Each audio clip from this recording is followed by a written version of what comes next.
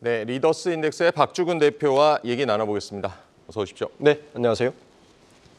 네, 대표님, 환율 널뛴다는 표현을 좀 써야 될 것 같은데 네. 아까도 보니까 뭐 이스라엘이 이란을 또 타격하면서 네. 환율 상승폭 높이고 있고 어제는 조금 안정되는가 싶다가 오늘 다시 이렇게 상승폭 보이니까 여전히 불안감 있는 것 같습니다. 네. 환율 흐름 어떻게 보십니까? 이번에 환율이 널뛰게 한 원인이 크게 네 가지로 봐야 되거든요. 첫 번째가 뭐 아시겠지만 주 초에 미국의 소비자 지수 발표 이후에 미국 금리 인하 기대가 후퇴하는 게 첫 번째고 거기다 대해서 우리나라 같은 경우는 이란, 이스라엘에 대한 확전 오늘 또 됐으니까 이게 두 번째 이유고 세 번째 이유가 미국 중국 인민은행 환율제라고 제가 있었거든요. 이것도 거기에다가 또 엎친 데 덮친 격으로 다음 주까지 있을 그 외국인 배당금 지급 이슈도 있어요. 한 6조 원 정도 되거든요. 이렇게 되면 돈이 빠져나가니까 이 네 가지 중에서 아무래도 우리나라 환율에 가장 영향을 미치는 거는 미국 금리 인하의 후퇴하고 확전 우려인데 오늘 그 확전 우려를 또 불붙이는 사건 터졌기 때문에 오늘 환율 좀 요동칠 것으로 예상되고 있습니다. 아무래도 뭐 지금 뭐 워낙 불안하기 때문에 방향이 바꿀 수는 없어도 지금 그 속도는 좀 조절을 해야 될 것 같습니다. 근데 지정학적 리스크와 미국 금리 인하 지연 이 주요 요인으로 꼽아 주셨는데 이게 다른 나라도 이제 공통적으로 적용되는 요인이라고 봐야겠는데 네. 유난히 뭐 엔화 그리고 특히 원화 약세가 두드러지는 것 같습니다. 이 부분은 좀 어떻게 보십니까? 주요 이유는 그 유가 때문이죠. 네, 그러니까 강달러는 지속적으로 유지되고 있는데 왜 꼭 우리나라와 일본이 좀 취약하냐? 가장 큰 이유는 그 유가인데 지정학적 이유가 가장 타격을 주는 게 유가지 않습니까? 오늘 다시 이제 확전에 대한 이야기를 하면 유가에 한 번 더 리스크를 또 확산시키는 이거 될 건데 지금 일본 엔화도 보면 34년 만에 최저입니다. 네. 그러니까 6개 통화 달러 가치 대비 5개월 만에 최고점을 기록했는데 오늘 발표한 거 보니까 일본의 소비자 물가도 2.4%나 올랐어요. 이런 부분도 일본의 그 엔화 약세를 좀 더 부추길 것 같은데 일본보다는 사실 우리나라가 더 환율에 취약합니다. 이유는 뭐냐면 역시 유가 때문입니다. 그러니까 일본보다 우리가 그 호르무즈 해협에 만약에 봉쇄가 된다면 유가에 훨씬 리스크가 훨씬 익스포즈되어 있거든요. 그래서 지금 우리가 가장 주시해서 봐야 될 것은 그 이란, 이스라엘의 지정학적 확전이 어디까지 막을 수 있을까가 지금 가장 관심거리가 될 것 같습니다. 유가 때문에 우리나라 환율에 취약하고 이란, 이스라엘 사태를 더 주목해서 봐야겠습니다. 어제 그 한미일 재무장관이 공동으로 이제 구두 개입까지 나섰고 이창용 한은 총재도 필요하면 시장 안정화 조치를 할 여력과 방법이 있다라고도 언급을 했는데 구두 개입을 한 거죠. 네. 우리 당국의 그 환율 방어 능력 충분하다고 보십니까? 단기적으로는 어느 정도 가능하다. 그렇게 보고 있습니다. 그런데 지금 우리나라 시장 상황을 좀 다르게 보는 분도 있어요. 그러니까 지금 잘 보면 2008년 글로벌 금융위기 이후부터 지난 2022년까지 환율이 잘 보시면 1,000원에서 1,200원 정도의 상승 머물렀어요. 그 박스권에서 벗어나지 않았는데 최근에 보면 1,300원을 돌파해서 계속 유지를 하고 있거든요. 네. 어떤 전문가들은 우리나라의 지금 현재 환율이 1,300원대로 계속 봐야 되는 것이 아니냐의 말까지 나오고 있습니다. 만약에 정부 당국에서 같은 시각을 가지고 있어서 우리가 환율 방어의 최전 마지노선은 항상 1,300원 박스대로 유지할 거라고 가정을 하고 환율 방어를 할 것이라면 가능할 거라 봅니다. 그런데 우리가 예전에 누렸듯이 한 2, 3년 전에 1,200원대까지 우리가 봐야 된다면 그것까지는 역부족일 것 같고 그러니까 심리적 마지노선이 좀 1,400원 정도 보지 않습니까? 네. 그러니까 1,400원을 잠깐 터치를 하더라도 1,300원 중반이나 후반대에서 유지를 할 거면 현재 우리나라 역량으로는 가능하다. 그리고 또 하나 이제 우려되는 게 지금 미국 금리와 우리나라 금리가 역전돼 있지 않습니까? 네. 미국 금리 인하 시기가 지금 빠르게 봐도 9월 달이고 많은 분들이 예상을 하는데 하는 총재, 창립 총재 고민이 많을 것 같아요. 그러니까 9월까지 이 금리로 역전 금리를 계속 유지할 수 있을까? 이 환율을 방어하면서 굉장히 고민스러울 것 같습니다. 특히 이제 총선이 끝나고 이제 PF발 건설 위기, 네. 거기에 만약에 금융 시스템 위기까지 약간 터치를 해버리면 환율 방어는 굉장히 어려울 겁니다. 네, 그래서 두 가지죠. 그러니까 우리가 환율 방어라는 그 생각을 얼마 때까지 볼 것이냐. 일반 시장에서 한 1,300원 중반에서 1,400원 이하까지는 이 정도는 괜찮아. 이제 자본시장에서 계속 그렇게 해도 어느 정도 펀더멘탈이 있기 때문에 유지할 수 있으라고 하면 정부에서 그 정도는 부담이 없는데 만약에 금리가 역전된 상태가 좀 더 지속되고 피해 포괄 금융 시스템이 조금 더 익스포즈가 더 나타나고 이렇게 되면 9월까지 이 박스권을 유지할 수 있을까는 굉장히 무리수가 있을 것 같습니다. 환율이 워낙 다양한 요인으로 결정이 되기 때문에 지금은 보니까 이제 1,400원을 열어두시는 전문가들도 많은 것 같고요. 당분간 이제 고환율이 이어질 것이라는 전망이 우세한 것 같은데 이런 환경에서라면 좀 수출주들을 주목해 봐야 될까요?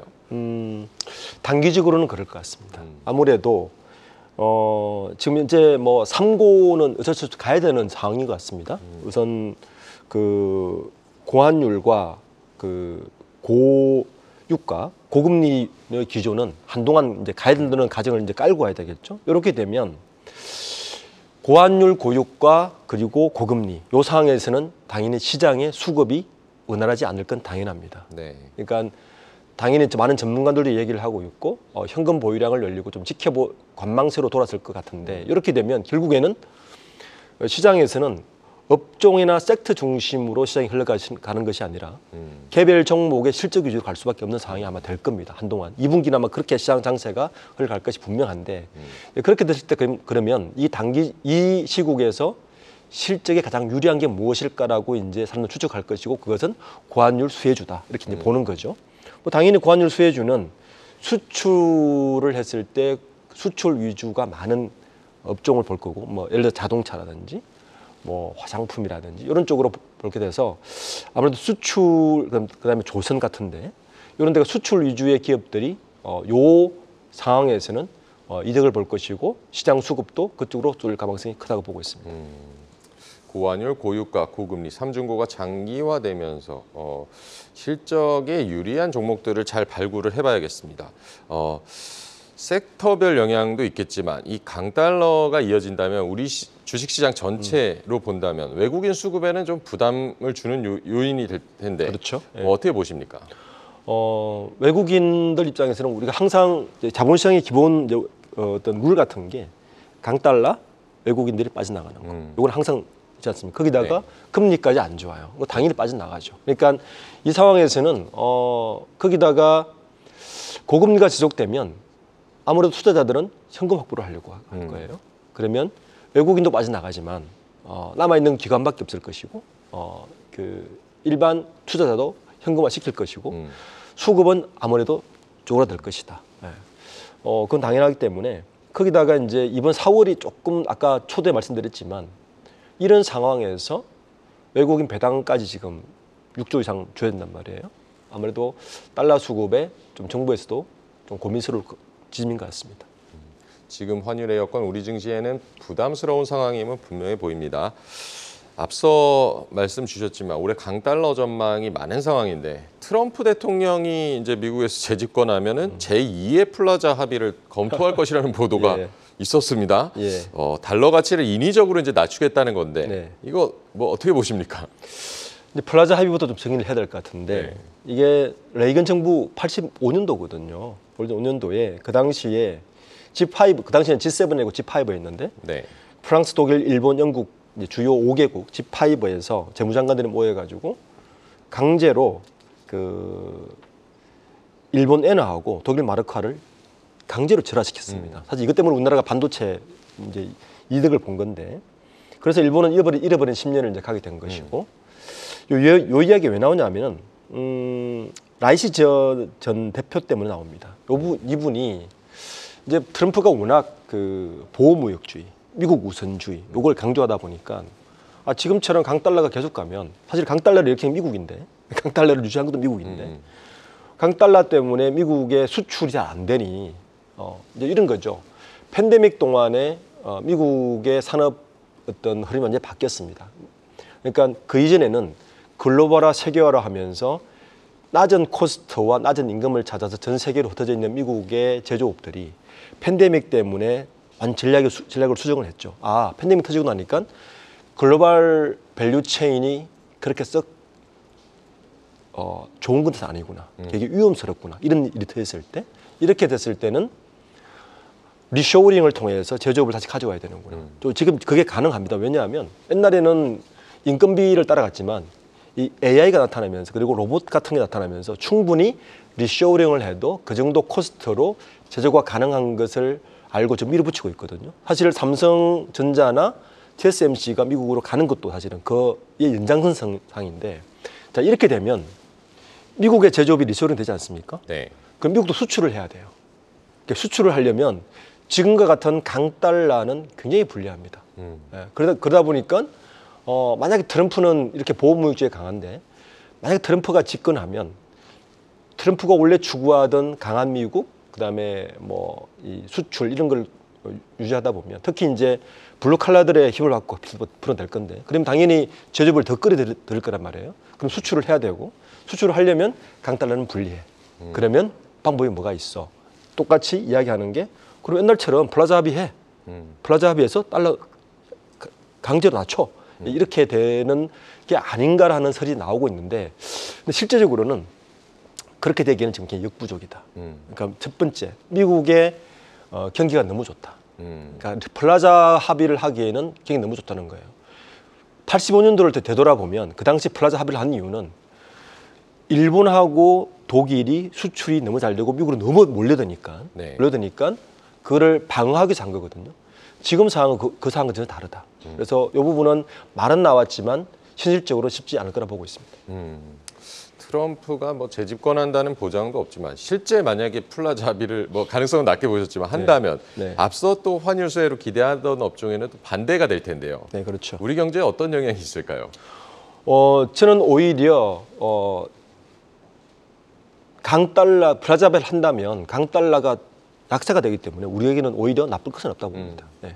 그래서 지금 같은 상황에서는 오히려 뭐 금리도 높은 상황에서는 한다면 우리에게 결코 그렇게 나쁠 것도 없다고 저는 보고 있습니다.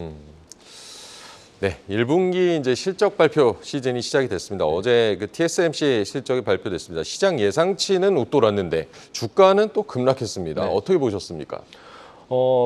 일단 ASML을 먼저 봐야 되겠죠. ASML이 사실은 그 장비업체긴 한데 네. ASML의 실적을 보면 반도체 기업들이 투자를 얼마나 하고 있는가를 선정적으로 볼 수 있기 때문에 ASML이 먼저 그 실적 때문에 낮아지고, 미국의 빅테크들도 지금 그렇게 실적이 좋지 않다는 게 나타났기 때문에 TSMC의 실적은 당연히 좋은 걸로 예상을 했거든요. 물론 시장치보다 좀 더 좋았지만, 그렇지만 다른 빅테크나 ASML 때문에 반도체 전반적으로 경기가 그렇게 생각보다 좋지 않았다는 것 때문에 지금 주가는 떨어지고 있는 것 같습니다. 네, ASML 말씀해 주셨는데 그 예상보다 부진한 실적 발표하면서 반도체 업황 전체에 대한 좀 불확실성 지금 촉발된 것 같습니다. ASML에서 필라델피아 반도체 지수 간밤에 또 1.66% 내렸고, 네. 반도체 업황 자체는 어떻게 보십니까?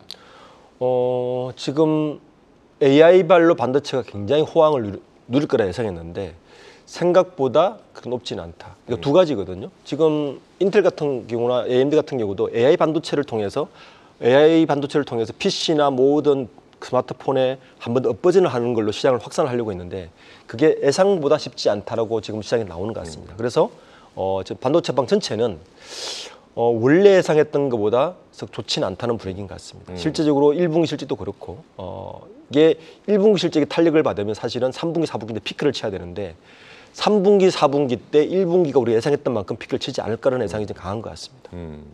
반도체 업황 전체로는 예상보다 좋지 않다. 항상 뭐 기대보다 못 미치게 되면 실망이 큰 법이고요.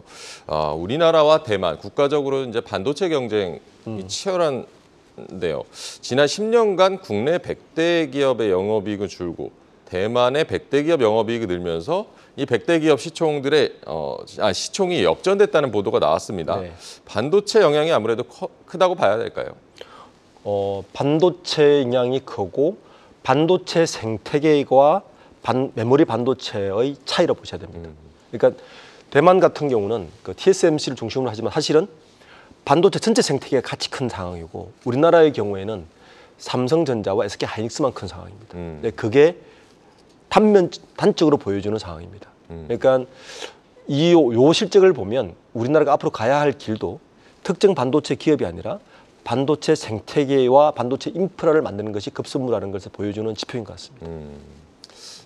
반도체 업황이 최근에 우리가 주춤하긴 하지만 그래도 좀 전망이 밝은 것은 AI 시대가 본격화된다는 것 때문일 텐데요. 최근에 AI 사용을 위한 전력 수급 때문에 또 전력 인프라 관련 종목들의 흐름이 좋았습니다. 네.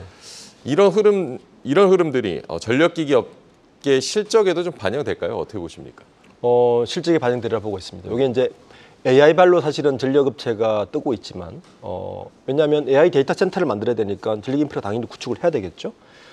그게 들어가는 이제 변압기 전선 다 들어가는데 거기에다가 방금 아까 얘기했더니 미국의 리쇼어링 때문에 우리나라도 삼성전자 짓고 있지만 미국의 현재 반도체 공장을 증설하는 것 때문에 또 들어갑니다.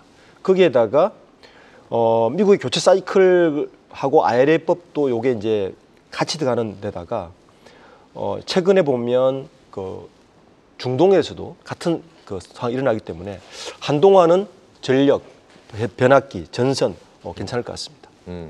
전력기기 관련주도 한동안은 좋을 수 있다라고 전망을 해주셨습니다. 저희가 앞서 이제 분석을 해봤는데 전기차 얘기도 좀 잠깐 여쭤보겠는데요. 다음 주 이제 테슬라 실적 발표 앞두고 있는데요. 최근 테슬라 좀 주가 좋지 않고 대규모 해고 소식까지 들려서 좀 분위기는 안 좋습니다. 실적은 어떻게 전망하십니까? 안 좋을 것 같습니다. 특히 안 좋고 테슬라가 안 좋은 게 여파가 지금 2차 전지 업체에 좀 다영향을 미치는데 지금 최근에 그 산자부 쪽에서 통계를 보니까 국내의 2차 전지 수출 단가가 킬로그램당 7달러거든요. 그러니까 이게 1년 전에 10.3달러였어요. 그러니까 31% 떨어졌습니다. 그러다 보니까 1분기 수출액도 지금 20% 급감을 했는데 이런 상황이 계속 갈 것이다. 거기에다가 중국 배터리 기업과의 경쟁도 지금 같이 맞물렸어요. 그래서 1, 2월에 중국 CATL 전기차 시장 점유율이 0.6%포인트 높아졌거든요. 이 두 가지가 맞물리면서 전체적인 시장 자체도 조금 성장성이 떨어지고 있고 리튬이라든지 원자재 가격이 좀 하락하면서 우리나라 그 2차 전지 업체는 올해까지는 굉장히 힘든 한 해를 보낼 것 같습니다. 2차 전지, 이 전기차의 부진으로 2차 전지 우리나라의 2차 전지 기업들 올해까지 좀 어려울 수 있다라고 우려를 해주셨습니다. 올해 실적 개선 업종으로 또 조선업이 많이 꼽혔는데요. 작년부터 이제 어느 정도 실적 개선 좀 기미가 보였고 올해 1분기에 대형조선 3사 모두 흑자 전망이 나오고 있는데 어떻게 보십니까? 조선은 슈퍼사이클이 돌아왔죠. 2008년도에 진짜 슈퍼사이클이었는데 지금 일부 전문가들은 2008년도 정도까지 슈퍼사이클까지 점치고 있습니다. 보통 우리가 이제 그 해운시황을 볼 때 뭘 보냐 하면은 신조선가를 보거든요. 이게 이제 95년도 100을 기준으로 했는데 현재 지난달까지 그러니까 2022년 12월 이후부터 지난달까지 1년 5개월 동안 한 180선을 좀 넘었거든요. 이게 지금 190선까지 가지 않을까까지 얘기를 하고 있습니다. 굉장히 좋다는 이야기죠. 거기에다가 선박 수주액도 굉장히 좋아요. 거기다가 우리가 초기에 얘기했던 강달러도 도움을 줄 것 같습니다. 그래서 선박은 대부분 수출이지 않습니까? 네. 그러니까 슈퍼사이클 그리고 전체적인 수주액도 올라갔고 거기에다가 강달러까지 세 가지 삼박자마다 떨어지면서 올해 조선 업종 아주 괜찮을 것 같습니다. 슈퍼사이클이 돌아왔다. 올해 조선 업종 아주 긍정적으로 봐주셨습니다. 이제 좀 환율 변동성 커지고 지금 실적 시즌에 어쨌든 돌입을 했습니다. 네. 그렇다면 이 상황에서 좀 우리가 수익을 높이기 위한 포트폴리오 어떻게 가져가야 된다고 보십니까? 우선 그 강달러 환경에서는 아무래도 그 수출주가 유리할 것 뻔한 거고요. 반면에 이제 금리가 이렇게 고금리를 계속 가면 우리가 알고 있는 바이오, 2차 전지 같은 성장주 모멘텀은 분명히 떨어질 게 분명합니다. 이런 상황에서는 실적주도 보지만 좀 현금화를 지켜서 이 장을 좀 지켜보는 것도 하나 방법이다. 그렇지만 실적이 괜찮고 수출 수혜주에 단기적으로 보시는 분들은 그 실적이 고환율로 인한 실적이 개선될 기미가 보이는 업종들은 좀 유심해서 투자하는 것도 하나 전략일 수 있을 것 같습니다. 고환율, 고유가 속에서 좀 보수적인 대응이 필요하다는 조언도 해주셨습니다. 네, 오늘 이슈 진단 박주근 리더스 인덱스 대표와 함께했습니다. 감사합니다. 감사합니다. 계속해서 다양한 경제 이슈를 알고 싶다면 구독과 좋아요, 알림 설정 부탁드립니다. AI 캐스터 권미정이었습니다.